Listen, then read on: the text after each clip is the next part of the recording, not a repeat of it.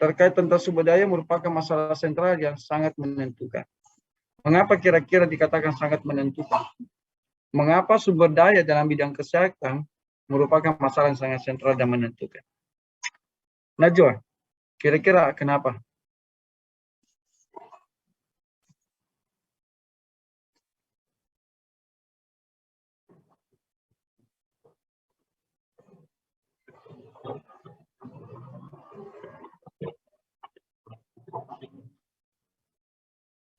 Halo, Najwa.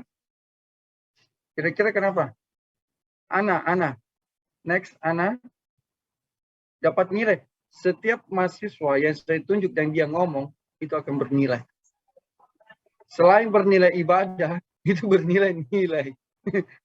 Investasi. Ya, kan begitu. Iya, Bapak. Kenapa, Bapak? Kenapa, Bapak? Jadi kau kemana, Nak? Kau dari mana, Nak? Oke, saya ulang lagi. Mengapa sumber daya dalam bidang kesehatan merupakan masalah yang sangat sentral, yang sangat menentukan?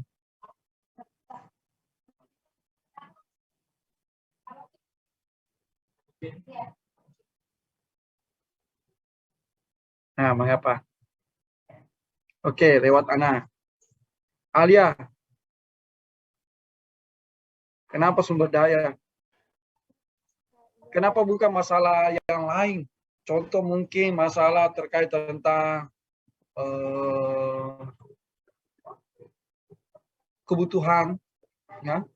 Mungkin masalah terkait tentang ketersediaan atau apa dan sebagainya. Kenapa sumber daya menjadi sangat sentral? Menurut Alia seperti apa? Ya, Bapak.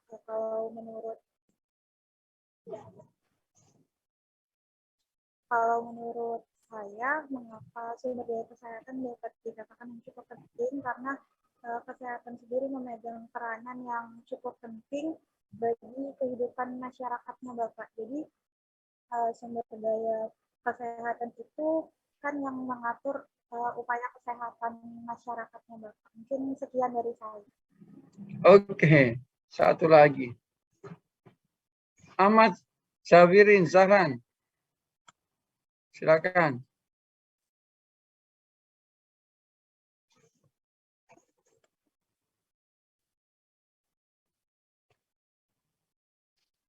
Halo?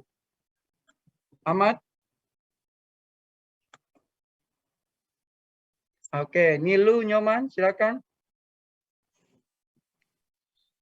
Ya Bapak, jadi menurut saya sumber daya kesehatan itu penting karena seperti dikatanya Alia, dalam upaya berjalannya kegiatan atau pelayanan kesehatan itu kan membutuhkan sumber daya yang cukup, dan apabila tidak tercukup, pelayanan kesehatan itu tidak akan terpenuhi atau berjalan dengan baik. Terhambat begitu Pak, begitu kalau dari saya.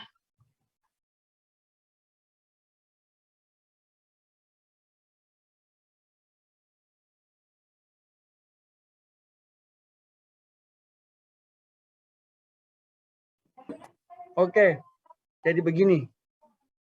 Sumber daya itu kan kita selalu mengenal namanya pendekatan 5M. Ada man. Berarti apa kalau man? Adalah tenaga kesehatannya kan. Jadi kalau tidak ada tenaga kesehatan, apakah kesehatan itu bisa terlaksana? Pelayanan kesehatan itu bisa terlaksana? Kan tentu tidak, maka sangat sentral. Oke. Number 2 adalah money atau dana. Kalau tidak ada dana, apakah bisa kita melakukan sebuah program, mengembangkan sebuah pelayanan kesehatan? Maka tentu tidak. Yang ketiga, material.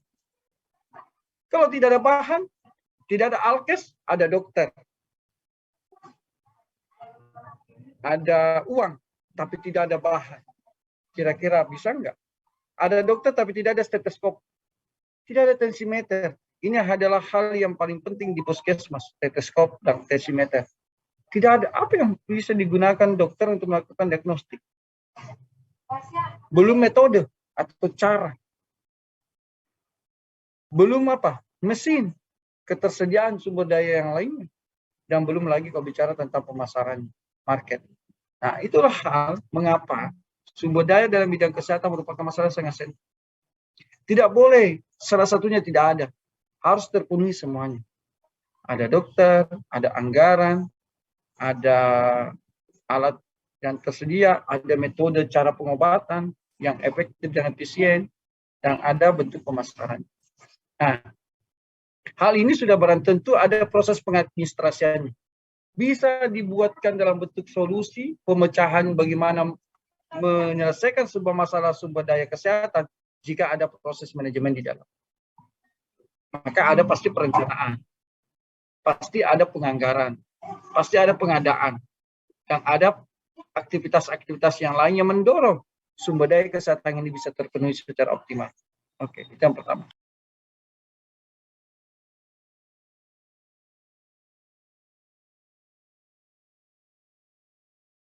Bapak mohon maaf terunmute.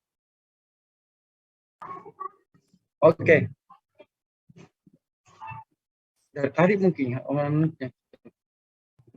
Nah, kalau kita lihat bahwa ternyata sumber daya ya bidang kesehatan ada 5 faktor utama yang harus dicapai dengan baik. Ya, bagaimana bisa terpenuhi ya tenaga kesehatannya sampai pada hal perspektif marketingnya atau pemasarannya. Nah, tetapi ternyata dari kelima aspek tadi bahwa proses administrasi yang paling penting. Nah, bisa kita lihat di sini. Administrasi. Kira-kira kenapa administrasi menjadi sebuah sumber masalah dari sumber daya kesehatan? Kenapa administrasi? Karena dalam administrasi tersebut ada proses manajemen di dalamnya. Ada proses mengelola di dalamnya. Nah, ada proses perencanaan tenaga kesehatan. Jadi perlu tenaga kesehatan itu direncanakan dengan baik. Disebut dengan pengadaan dan pemanfaatan. Nah, kira-kira kenapa pengadaan itu menjadi sebuah masalah? Dari kelima faktor yang tadi. Sumber daya manusia kesehatan atau tenaga kesehatan perlu didistribusikan secara proporsional. Kita lihat apakah semua daerah itu sudah memiliki dokter. Puskesmas apakah sudah memiliki dokter? Tidak usah jauh-jauh. Kaltim, apakah semua puskesmas yang di Kaltim sudah ada dokternya? Tentu tidak. Kira-kira kenapa? Ini hal yang menjadi persoalan. Pengadaan dan pemanfaatan. Masih banyak ya daerah-daerah yang belum memahami tentang kebutuhan akan pelayanan kesehatan. Bagaimana sistem rujukan? Bagaimana sistem peresepan obat dan lain dan sebagainya. Kalau tidak ada tenaga medis seorang dokter, maka perlu pengadaan. Bentuk pengadaannya kan banyak cara. Bisa merekrut dari CPNS, bisa merekrut dari tenaga kontrak, atau mungkin dari tenaga sukarela, atau tenaga-tenaga yang lain yang sudah barang tentu. Dari pengadaan tersebut kita bisa melakukan pemanfaatan. Apakah semua pengadaan itu mampu dimanfaatkan? Tentu tidak. Salah satu contoh yang dimaksud pengadaan tapi tidak dimanfaatkan. Ada sebuah rumah sakit melakukan rekrutmen untuk tenaga bedah digestif atau pencernaan. Yang kebetulan dokter itu memahami tentang metode laparoskopi. Hebat kan? Nah, persoalannya adalah tidak ada alat laparoskopi. Kira-kira apakah kita bisa memfungsikan dokter itu untuk pemanfaatan? Kita sudah pengadaan sumber daya manusianya. Tapi kenapa tidak termanfaatkan? Karena ada material yang tidak terpakai. Maka harus balancing antara money, material, metode, dan mesin terhadap sebuah pelayanan kesehatan. Baru termanfaatkan. Begitu cara ilustrasi cara berpikirnya. Nah, berikutnya adalah bahwa administrasi meliputi, ini saya sudah jelaskan tadi, money, metode, material, mesin, atau marketnya. Nah, dalam sistem kesehatan nasional, ada beberapa unsur sumber daya kesehatan yang meliputi. Nah, ini menurut standar sistem kesehatan nasional. Apa itu? Mainnya itu disebut dengan tenaga kesehatan. Provider. Nah, siapa itu provider? Ada 9 unsur tenaga kesehatan yang harus ada di puskesmas. Ada dokter, ada perawat, ada bidan, ada farmasi, ada apa lagi? SKM. Ya, jangan masa dilupa profesinya sendiri ya, ada SKM, gawat. Tidak boleh tuh, harus puskesmas itu ada SKM. Ada SKM bahkan yang harus jadi pimpus itu SKM. Ada SKM, ada nutrionis atau gizi, ada promosi kesehatan apa dan sebagainya dan seterusnya. Nah, itu yang harus ada cabang-cabang ilmunya. Nah, ada fasilitas materialnya, ada obat-obatan, ilmu pengetahuan, teknologi dan informasi. Dalam sistem kesehatan nasional diketahui bahwa pengadaan sumber daya dipengaruhi oleh sebuah kesepakatan dan sebuah kebijakan dan kebijaksanaan. Bahwa penentuan besar alokasi sumber daya untuk bidang kesehatan harus diputuskan secara demokratis melalui DPR. Ataukah diputuskan secara politis. Nah, ini menjadi sebuah kendala. Kenapa di daerah-daerah terpencil masih terbatas tenaga SDM? Menurut Nilu, kira-kira kenapa ya? Kenapa cuma 1 dokternya? Kalau kenapa di kota Samarinda sampai ada puskesmas itu 3 dokternya? Kenapa? Kenapa tidak itu aja Pak, di aparatnya diambil ya di puskesmas Samarinda dibawa pergi pedalaman? Tidak begitu solusinya. Kira-kira kenapa? Secara politis, maka itu akan dilihat dari beberapa aspek untuk penganggaran kesehatan itu. Untuk meningkatkan sumber daya kesehatan. Pertama adalah apa? Kependudukan. Jumlah rasio tenaga kesehatan dengan jumlah penduduk itu ada ukurannya. Salah satu contoh, 1000 penduduk 1 dokter. Dengan asumsi bahwa dalam satu populasi 1000 itu ada 3-5% yang sakit. Oke? Nah, bagaimana kalau dia jadi 2000 penduduk, Pak Ratno? Ya, dia harus 2 dokternya dong. 3000 penduduk ya harus 3 dokter di satu puskesmas. Jangan dibawanya itu. Karena populasi yang sakit itu sudah jelas itu. Tidak akan ada dalam satu populasi itu tidak ada orang sakit. Pasti ada yang sakit. Minimal 1% dari satu buah populasi. Nah, jumlah sakit itu dipengaruhi oleh besarannya kan. Semakin besar orang di populasi, maka semakin banyak orang yang sakit. Bagaimana solusinya? Jika nakesnya terbatas. Maka wajar kalau kita temukan berapa puskesmas itu, dalam sehari itu dia melayani ratusan pasien. Kira-kira kenapa? Kira-kira kenapa? Karena ini tadi sumber daya kesehatan yang terbatas. Itu baru kita ukur dari sebuah tenaga. Yang kedua, biaya. Kenapa biaya? Biaya dipengaruhi juga oleh besaran. Karena ada BOK namanya, biaya operasional kesehatan. Dihitung berdasarkan jumlah per kapita penduduk. Dana bagi hasil kapitasi dari BPJS Kesehatan itu juga dihitung berdasarkan jumlah kepesertaan BPJS di wilayah tersebut.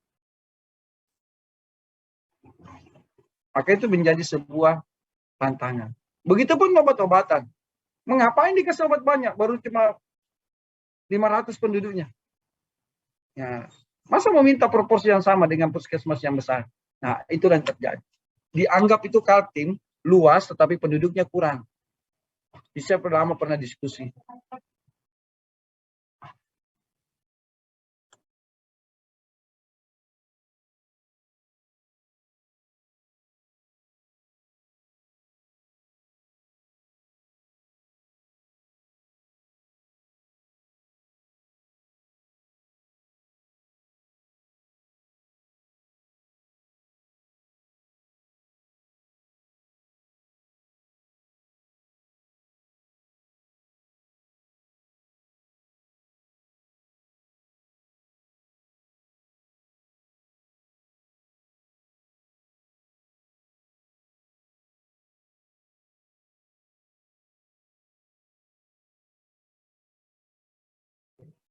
Nah, oke. Saya lanjut lagi ya. Nah, begitu pun ilmu pengetahuan. Seorang petugas kesehatan, jika tidak mengupgrade pengetahuannya, maka pengetahuannya akan standar. Dari sebuah pertolongan, kecelakaan, pertolongan mengatasi sebuah masalah penyakit, kalau tidak di-upgrade pengetahuannya, mengambil spesialis, mengambil subspesialis, maka itu berdampak juga pada sebuah sumber daya kesehatan. Oke. Nah, dalam SKN juga ditujukan pentingnya pemanfaatan sumber daya kesehatan. Sumber daya kesehatan dimanfaatkan seefektif dan seefisien mungkin. Nah, bagaimana kira-kira dikatakan seefektif, seefisien mungkin? Apakah kita harus memaksakan bahwa puskesmas ini tutup karena tidak ada dokter? Tidak bisa begitu. Kalau tidak ada dokter, maka kita manfaatkan sumber daya yang ada, resources yang ada. Kan masih ada perawat, masih ada SKM, masih ada bidan. Mari kita kerjasama untuk tetap meningkatkan produktivitas. Mari kita tetap semangat untuk menurunkan angka kesakitan, menurunkan angka kematian, dan meningkatkan produktivitas hidup manusia. Kan begitu cara berpikirnya. Nah, 7 butir masalah yang diprioritaskan. Pertama, terkait tentang masalah ketenagaan di bidang kesehatan. Ternyata dipengaruhi oleh faktor pertama, keberadaan. Semua tenaga kesehatan itu semuanya mau bekerja di kota. Unik kan? Kenapa dia mau kerja di kota? Tidak ada mau di desa. Kira-kira Alia orang mana Alia? Orang Samarinda, Dok. Samarinda. Ada nggak di sini yang luar Samarinda? Atau ada nggak di sini dari mana? Dari Mahakamulu. Nah sekarang, kalau sudah SKM mau nggak pulang ke Mahakamulu? Jarang tuh. Pasti maunya di Samarinda aja menetap. Sudah nyaman, lengkap fasilitas, ada wifi, ada apa. Mau makan gampang, mau pergi nonton aksesoran ada. Ayo, enak lah hidup. Maka mau cari kerja di Samarinda aja Pak. Biar bukan di puskesmas, biar di bank. Banyak juga loh SKM itu kerja di bank ya, jadi cukup. Itulah uniknya itu orang SKM. Nah, ternyata meninggalkan kampung halaman. Keberadaannya di mana? Ya kan? Nah, maka perlu didesain. Ya, didesain sedemikian rupa bahwa untuk ketenagaan bidang kesehatan itu harus melakukan pengadaan untuk menyiapkan keberadaan. Bagaimana caranya? Adalah melakukan rekrut berdasarkan putra asli daerah.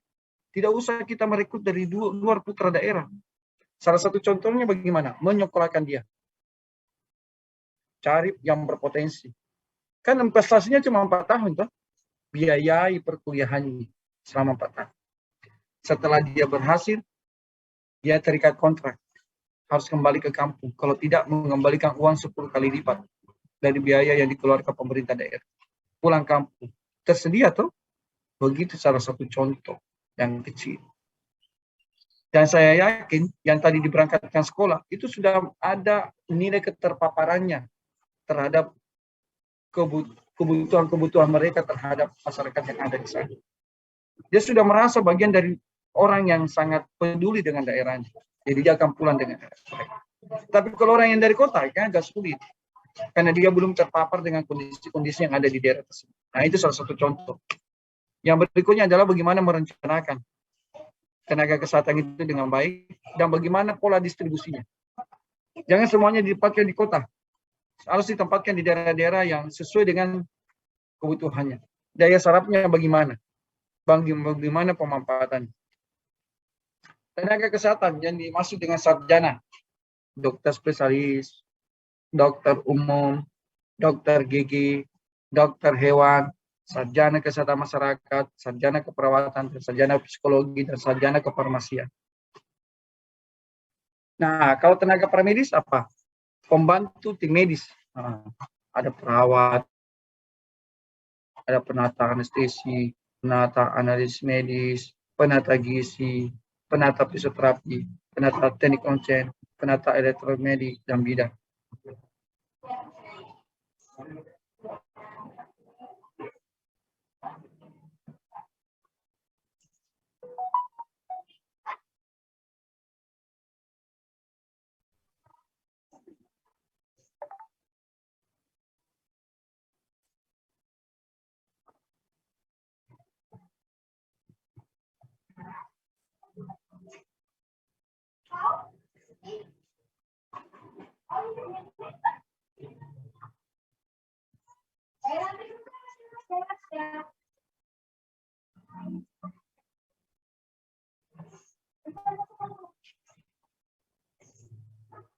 Nah, dari segi kuantitas, nah ini menarik. Ada dua perspektif masalah pada tenaga kesehatan, pada sumber daya manusia, pada sumber daya kesehatan. Pertama ada dari segi kuantitas dan kualitas. Maka kalau kita menghitung dari segi kuantitas berarti jumlah. Nah, kebutuhan akan jenis-jenis tenaga kesehatan pada umumnya hanya dihitung atas dasar perbandingan antara rasio jumlah penduduk. Nah, seperti yang saya ulas tadi, bahwa yang kita pakai adalah rasio jumlah penduduk. Semakin banyak jumlah penduduk, maka semakin banyak kebutuhan tenaga kesehatan. Oke? Nah, semakin rendah jumlah penduduk, maka semakin sedikit jumlah ketersediaan tenaga kesehatan. Maka jangan, ya, maka begini. Kadang orang demo protes, kenapa tidak ada tenaga begini-begini di puskesmas saya? Bagaimana caranya mau disiapkan sementara jumlah penduduk cuma 200 orang? Cuma kenapa ada puskesmas di situ? Karena jaraknya jauh dengan puskesmas yang lain. Jadi tidak dipakai lagi pertimbangan rasio penduduk dibuat puskesmas. Tetapi yang dibuat adalah karena pertimbangan geografis, aksesibilitas, jaraknya. Nah, seperti itu. Oke? Ini harus bagus pemahaman kita. Nah, ada dari segi kualitas. Tadi segi kuantitas jumlah penduduk yang dipakai ukuran. Nah, segi kualitas bagaimana? Adalah kemampuan petugas kesehatan dalam hal yang bersifat profesionalisme. Dia mampu menyelesaikan masalah. Dia mampu menuntaskan masalah. Dia mampu mencarikan sebuah solusi-solusi. Nah, itulah kemampuan tenaga kesehatan yang handal. Oke. Selanjutnya, masalah tenaga kesehatan selanjutnya adalah berbeda dengan sumber daya yang lainnya. Kalau kesehatan, proses pengadaan dan produksinya relatif mudah diatur. Kenapa kira-kira mudah diatur? Karena diberikan arahan, dia akan mengikuti arahan tersebut. Diberikan sebuah kebijakan, dia akan mengikuti kebijakan tersebut. Berbeda halnya dengan yang lain. Nah, cuma karena ini terkait tentang manusia, ada prosesnya yang rumit untuk pengadaannya. Kira-kira kenapa? Tidak semuanya formasi kebutuhan tenaga kesehatan itu akan terisi. Maka dulu itu kalau ada dokter mau menerima dokter, kalau menerima 5 cuma 2 yang mendaftar, kosong 3. Berarti kan ada sesuatu di sini. Mengapa orang tidak mau kerja di sana? Atau daerah-daerah yang lain yang masih berada jauh dari kota. Kenapa masih kurang orang yang mau bekerja? Kira-kira kenapa? Karena itu tadi, yang ada di bayang mereka adalah kesulitan dalam hal meningkatkan kemampuan, keterbatasan dalam hal meningkatkan kapasitasnya. Nah, ini yang penting untuk dicarikan solusi. Solusinya adalah, ya, berikan garansi. Kalau dia sudah 5 tahun bertugas di situ, atau 10 tahun bertugas di situ, dipastikan akan diberangkatkan sekolah spesialis, gratis oleh Pemda. Tapi kalau pulang tetap mengabdi di daerah. Ini salah satu solusi yang bagus. Nah, berikutnya, masalah tenaga kesehatan. Mekanisme pasar mengatur jumlah perawat, penawaran permintaan tenaga kesehatan. Nah, ini cukup. Seorang dokter sekarang diberikan kebijakan. Tidak boleh lebih 3 rumah sakit untuk tempat dia praktek. Kira-kira kenapa begitu? Supaya terdistribusi merata itu spesialisasi.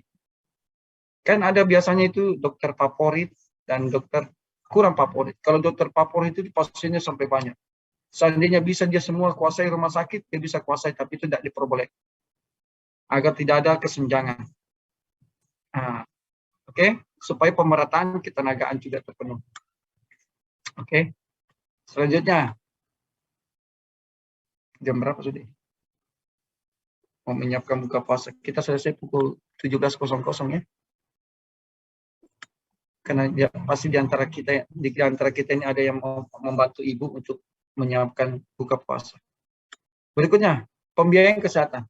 Nah, ini yang cukup menarik. Dari segi sumber daya alam, pembiayaan juga memegang peranan yang penting dalam menentukan keberhasilan proses administrasi upaya kesehatan masyarakat. Kira-kira kenapa? Karena semua program pasti bersifat anggaran. Semakin besar anggarannya, maka semakin bisa kita berinovasi untuk menyusun berbagai solusi dan berbagai program-program yang efektif dan efisien. Tapi dengan terbatasnya anggaran, maka terbatas pula program yang akan kita buat. Itu disebut dengan health financing. Oke, selanjutnya, pelayanan kesehatan yang baik dan bermutu hanya dapat diperoleh dengan harga yang tidak murah. Betul enggak? Betul enggak, Angel? Bahwa harga menentukan sebuah kualitas. Benar, Bapak. Oke. Tapi kualitas apa dulu? Ingat, kalau pelayanan kesehatan harus sama. Ya. Tetapi fasilitas pendukungnya, perawatannya masih berbeda berdasarkan klasifikasi. Ada kelas 3, kelas 2, kelas 1 dan PIP. Oke, begitu ya pemahamannya ya. Jadi bukan kalau karena dia tidak mampu membayar operasi usus buntu, perut bagian kiri yang dia bedah. Oh, tidak boleh. Harus tetap perut bagian kanan. Apakah dia bayar tunai, bayar BPJS, maupun SOP-nya sama. Oke? Nah, masalah selanjutnya adalah terkait pembiayaan kesehatan. Sumber biaya pemerintah itu dimulai dari mana? Pajak. Tapi kan tidak semuanya orang bayar pajak. Gitu? Tidak usah jauh-jauh bayar pajak. Apakah semua di sini yang punya motor rajin bayar pajak motornya? Nah, ya kan? Ada kadang yang telat-telat, ada kadang yang lambat-lambat, atau kadang menunggu ditilang baru membayar. Nah, ya kan? Padahal sebenarnya ada kerugian yang menimpa kalau kita menunggu tilang baru bayar. Pertama kita sudah ditilang, bayar mahal, ditambah lagi bayar. Ternyata kalau kita mengurus perpanjangan, bayar pajak kendaraan jauh lebih murah daripada ditilang. Nah, inilah kebiasaan negatif dari kita. Berikutnya, selain pajak yang kita bayar, ada pajak bumi dan bangunan, semua sumber pajak itu masuk. Jasa pelayanan dari perusahaan negara, ada pinjaman luar negeri, ada bantuan luar negeri. COVID-19 ini mengajarkan kita bagaimana berpartisipasi dari seluruh negara untuk saling membantu. Sumber biaya kesehatan dari swasta ada yang bersifat individu, perorangan. Nah, salah satu contoh, ada yang mengalami kendala musibah bencana alam. Ada secara individu memberikan santunan. Nah, ada peran dari masyarakat atau swadaya masyarakat, patung-patungan, urun-urunan untuk membantu pembiayaan kesehatan. Ada dari perusahaan swasta, ada dari asuransi kesehatan swasta, ada bantuan luar negeri. Nah, masalah sarana. Ini juga yang menjadi masalah. Sarana prasarana. Ada dokter, ada uang, tapi bangunannya tidak mendukung. Sekali Allah melompat, rubuh bangunannya. Wah, ini juga yang masalah ya. Nah, ternyata masih banyak juga puskesmas, contoh di Kaltim masih banyak yang terbuat dari kayu. Nah, maksudnya kenapa tidak bisa dibangun secara konstruksi beton? Nah, ini kan sarana prasarana menjadi sebuah pendukung. Bagaimana kita mampu mencapai sebuah pelayanan yang maksimal kalau alat kesehatan juga terbatas. Nah, ini saya ulas tadi ya. Harus bagus. Salah satu contoh, saya pernah berkunjung ke Puskesmas X Kabupaten Y di Kaltim. Puskesmasnya itu semi permanen. Nah, ada sedikit beton, tapi lebih banyak kayunya. Tapi alat-alatnya canggih. Dia punya alat dental unit. Nah, alat pemeriksa gigi itu menggunakan sistem kamera. Hebat tuh? Bantuan dari Kemenkes. Pertanyaannya adalah, di sana itu tidak ada listrik. Listrik menyala kalau malam hari, tidak 24 jam. Nah, praktek puskesmas buka pagi, bukan buka malam. Maka alat itu menjadi alat pajangan. Yang kedua, tidak ada yang tahu mengoperasionalkan. Nah, mengapa? Karena lebih canggih alat daripada kemampuan petugasnya. Nah, itu harus tadi di-upgrade. Nah, ini menjadi bagian dari sebuah, makanya perlu perencanaan. Sebelum menyiapkan sarana prasarana, harus memperbaiki SDM dulu. Kalau SDM-nya bagus, baru dibeli alatnya. Sehingga pada saat alatnya datang, langsung dioperasional. Itu caranya untuk meningkatkan sumber daya kesehatan. Bukan alatnya dulu baru disekolahkan. Nah, mangkrak. Berikutnya adalah penetapan dan penggolongan sarana prasarana. Mana yang sudah mulai rusak, sudah masih baik dan baru dibeli, itu harus tercatat dengan baik. Nah, karena terkait tentang pengadaannya. Ini yang masih menjadi masalah. Pengelolaan barangnya bagaimana? Bagaimana perencanaan dan penentuan untuk pembelian barangnya? Bagaimana sistem penganggarannya? Bagaimana proses pengadaannya? Bagaimana penyimpanan dan penyalurannya? Bagaimana proses pemeliharaannya? Bagaimana pengendaliannya? Selanjutnya adalah dalam sarana dan prasarana perlengkapan barang di bidang kesehatan termasuk obat-obatan yang kena pengelolaannya membutuhkan perhatian khusus, seringkali harus dikelola dengan cara tersendiri. Padahal harusnya dikelola secara profesional. Salah satu contoh apa? Alat kesehatan. Banyak alat kesehatan itu dibuat perbaikan-perbaikannya secara kanibalisasi. Gitu. Diambil alatnya mesin A, dipindahkan ke mesin B. Atau rekayasa. Itu kan tidak diperbolehkan seperti itu. Harus dikelola dengan baik, direncanakan dengan baik. Bahwa setiap alat itu butuh namanya maintenance, pemeliharaan.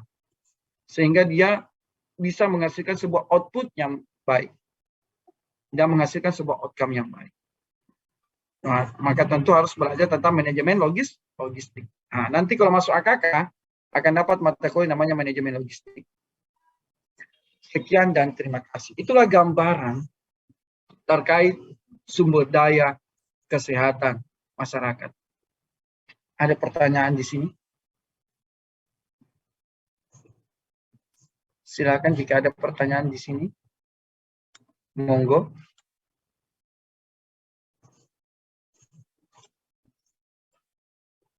Oke, kalau tidak ada, saya akan share.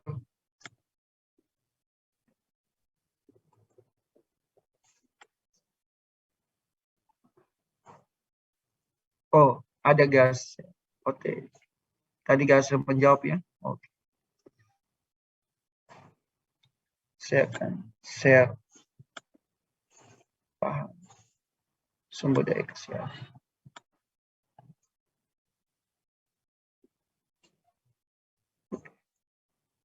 Silakan absensi, jangan lupa. Kita akan bertemu lagi pada pekan selanjutnya di jam 8 pagi. Mudah-mudahan kita semuanya bisa terbangun di jam yang sama. Ya, ini awal-awal Ramadan ini orang kebablasan semuanya. Saya pun tadi telat ke kantor juga. Habis salat subuh tertidur. Nah, ada pola hidup yang baru yang dijalani. Mudah-mudahan semuanya bisa kita sehat semuanya dan bisa melaksanakan ibadah puasa di bulan Ramadan ini utuh, ya, dan bisa mendapatkan berkah dan bisa sukses dalam proses akademiknya semuanya ya. Sekian, terima kasih. Assalamualaikum warahmatullahi wabarakatuh. Waalaikumsalam warahmatullahi wabarakatuh. Waalaikumsalam warahmatullahi wabarakatuh. Terima kasih Bapak. Oke, sama-sama ya. Oke.